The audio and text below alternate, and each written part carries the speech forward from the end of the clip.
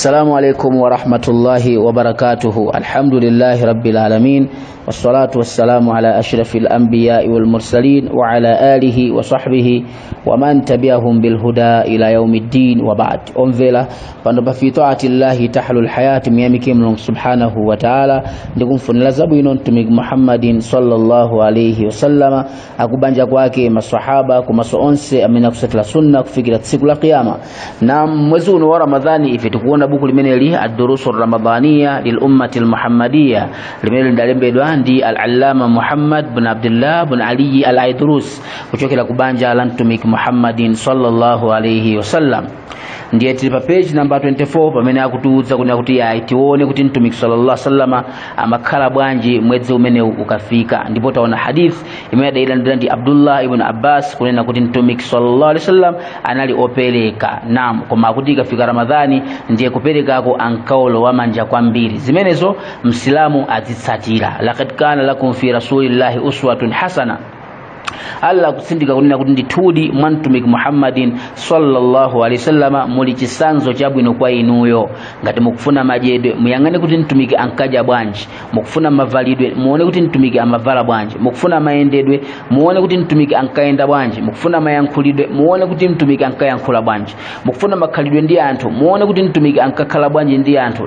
Laqad kana lakum fi rasulillahi uswatun hasana, ndithudi muli chisanzo chabwino kwa inu umma wa mtumiki Muhammadin sallallahu alaihi wasallam, mwantumiki wanu Muhammadin sallallahu alaihi wasallam wakwanira kukhala role model ife islamu omusatira ndi mtumiki Muhammadin sallallahu alaihi wasallam. Ndi hadithi imene Imam an-Nawawi anafotokoza kuti hadithi imene ife tikupeza mmene mukuti yayi mmene muli kuonetsa kuti mwezi wa Ramadhani munthu aulemekedze chifukwa mwezi umene ndi umene Qur'ani idayamba kutsika, komanso mwezi umene ndi mmene Jibril alayhi salatu wassalam ankabwera kwa mtumiki Muhammadin sallallahu alaihi wasallam na mapanga muraja Qur'ani mene ya Mungu subhanahu wa ta'ala.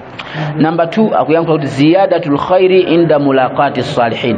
Tikuphunzira hadithi imene ikunena kuti no nthawi iliyonse munthu akakumana ndi anthu amene ndi olungama aziwonjezera zinthu zabwino. Mukhoza kuona kuti hadithi mu mtumiki sallallahu alaihi wasallam zikunena kuti yayi amati akakumana ndi Jibril alayhi salatu wassalam ndi mtumiki ankawonjezera kuchita zinthu zabwino. Jibril alayhi salatu wassalam mina salihina, naam ndiye ukamakumana ndi anthu abwino taziwonjezera sowe kuchita zabwino. Akuti wa aqiba firaqihim, komanso pambe kuti wasiyana nawo munthu uziwonjezera kuchita zabwino zimenezo litaathuri biliqaihim zikuchitika chifukwa china kuti munthu pamene amakhala ndi anthu olungama kumakhala ma athar, kumakhala zinthu zimene ndithu zimasintha mu moyo wa munthu. Ngati muja anena kunena kuti yayi kuwatsata anthu amene ndi oyipa kumampangitsa kuti munthu azasanduke oyipa, komanso kuwatsata anthu amene ndi abwino, kukhala ndi anthu abwino, kucheza ndi anthu abwino pang'ono mpang'ono iwenso umatengera makhalidwe abwino. China mwezi mene tikuphunzira mu hadithi imeneyi akutuza kuti istihbabu mudarasati al-Qur'an al-Karim, usunna omapanga study Qur'an yolemekezeka kumakhala mwina anthu awiri mmanyumbamo inuyo ndi akazi anuwo kukhala pansi ndithu ndi kumawerenga Qur'an, wina aziwerenga page wina azimvesera, wina kuwerenga page wina kumvesera, ndi kumasakasaka matanthauzo a Qur'an yolemekezeka. Zimenezo ndi chiphunziso cha Islamu mwezi umene wa Ramadhani komanso miezi ina yonse imene tizikhala tikudusana nayo chifukwa Ramadhani ndi class, ndi madrasa, ndi skulu imene kutiphunzisa mmene tingakhalire umoyo wathu kukhala ndi Allah subhanahu wa ta'ala, tingakhale bwanji ndi mtumiki Muhammad sallallahu alaihi wasallam, tingakhale bwanji ndi malamulo a Allah, tingakhale bwanji ndi sunna za mtumiki sallallahu alaihi wasallam manyumba mathumu, tingakhale bwanji ndi maneba ndi anthu onse amene atizungulira. Skulu imeneyi ndi imatchedwa Ramadhani. Ramadhani ndi mwezi umene anthu amaphunziramo zikhalidwe. China tena namba 4 akuti anna laila ramadhana afdala min nahari, mmene mutukuphunzira mu hadithi imene ikuti yayi mausiku a mwezi wa Ramadhani ndi opambana kuposa masana. Akuti likauni almulaqati walmudarasa kanat fihi, chifukwa kukumana kumene Jibril alayhi salatu wasalam ndi mtumiki sallallahu alaihi wasallam study imene ankapanga kumaphunzisana Qur'ani kapena kumamveserana Qur'ani imene zinkachitika zimenezo usiku, zonsezo zimachitika usiku, ndiye usiku ndio pambana kuposa masana wa Ramadhani. Number 5 yakuti anna fadla zamani bi fadli al-ibada wa ziyadatiha fiha, akuti nditu kupambana kwa nyengo imapambana potengera ndi ibada imene ikuchitika mu nyengoyo. nyengo imapambana potengera ndi ibada imene ikuchitika mu nyengoyo komanso ndi kuonjezereka kwa ibada mu nthawi imene ija tizanena kuti nyengo imene ndiyo pambana. Inuyo tiyankhule choncho kunena kuti masiku anu amene adutsa ndi masiku ati amene ndi opambana mu moyo wanu. Tizanena kuti masiku amene mudaziwandikisa kwambiri kwa Mulungu subhanahu wa ta'ala, masiku amene mudakhala pansi ndi kumalingalira za ukulu wa Allah subhanahu wa ta'ala, masiku amene mumati kukhala pansi ndi kumalira ndithu kuganiza kuti tsiku la kiyama likamakafika ndi machimo amene wazikakhala bwanji. Amene ndi masiku opambana chifukwa mapanga ibada imene ndi yopambana pamaso pa Mulungu subhanahu wa ta'ala. Mautsiku amene pamlomo panu sipankamveka miseche, panali bize kuwerenga Qur'ani, kupanga madhikir, kupanga matasbihi. Mausiku amene ndi opambana mu moyo wa munthu. Na nthawi zimakhala zopambana malingana ndi ibada imene munthu akupanga mu nthawi imene. Pindu number 6 niweta pindula mhadithi imene ya Mtume sallallahu alaihi wasallam kuti anna mudawamata tilawata lilqur'ani tujibu ziyadatal khair. Nditudi kupitiliza kumawerenga Qur'ani kumapangitsa kuti munthu aonjezeredwe zabwino pamaso pa Mulungu subhanahu wa ta'ala. Ndiye mukhoza kuona kuti Mtume sallallahu alaihi wasallam ankapitiliza kuwerenga Qur'ani imeneyi, kumapanga muraja Qur'ani imeneyi, kumapanga study Qur'ani imeneyi pamoja ndi Sayyidina Jibril alayhi salatu wassalam. Ma stages ao ndi kumakhala akulu pamaso pa Mulungu subhanahu wa ta'ala. Zabwino Mtume sallallahu alaihi wasallam ndi kumachulukitsabe, ndi kupitiliza kuwerenga Qur'ani zimapangisa kuti munthu akhale akupitilira kupeza zabwino pamaso pa Mulungu subhanahu wa ta'ala. Ndipo kuti number 7 akuti twalabu takthiri al-ibadati akhir al-umri.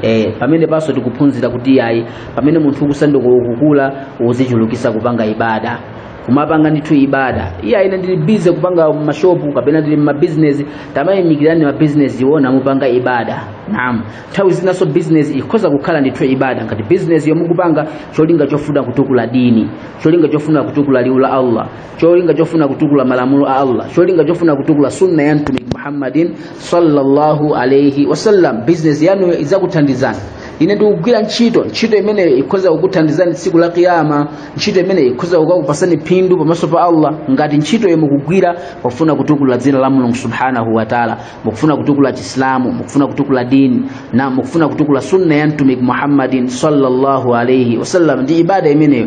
Koma aja amene mwina business yawo cholinga chawo ndikufuna kupeza dziko lapansi, kufuna mpikisano ndi anthu, kufuna mwina kuti achuke, kufuna kuti akhale odzikweza pamaso pa anthu, zimenezo sizingawapindulire pa dziko lapansi m'manda mpaka na tsiku la kiyama. Ndiye hadithi imeneyi tikuphunziramo mmene mu Imam Nawawi yakuti ya hadithi imeneyi tikuphunzira kuti ayi twalabu takthir al-ibadati akhir al-umur. Munthu ukakula ukadziona kuti pano ndakula, ndikuoneka kuti sopano ndikukalamba, kapena pano ndafika zaka 30, zaka 35, zaka 40, ukukula sopano uzichulukitsa kupanga maibada osiyana pamaso pa Mulungu subhanahu wa ta'ala. Zimenezozo zimene zimafunika kuti amayi lero lino awaphunzise abambo wanso awaphunzise amayi kuti taona ni msinkhu wathu pamene tafika apa kwa Allah titenga chiyani. Manyumba amene tamangawa ndi owasiya pa dziko lapansi, mashopu amene tili nawowa zozisiya pa dziko lapansi, magali motowa ndi owasiya pa dziko lapansi, pokalowa m'manda kubwerera kwa Mulungu subhanahu wa ta'ala. Kumeneko tikatenge chiyani? Kumachulukitsa zabwino, chifukwa munthu amene watha msinkhu bwinobwino wakula ali wa msinkhu ndipo sanapange zabwino, Mulungu subhanahu wa ta'ala kuyankhula kunena kuti awalam nu'ammirukum ma tadhakkara fihi man tadhakkar waja'akum an-nadhir. Naam, au kama qala ta'ala kuti siku la kiyama likafika saka pasuda excuse.